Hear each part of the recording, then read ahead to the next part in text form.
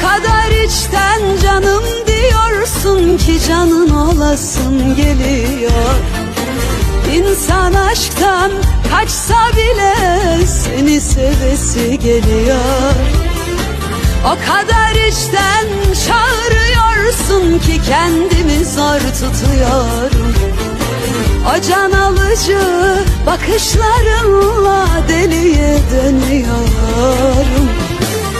Gün ışığı gibi gözlerin, uykudaymış meğer bu kalbim.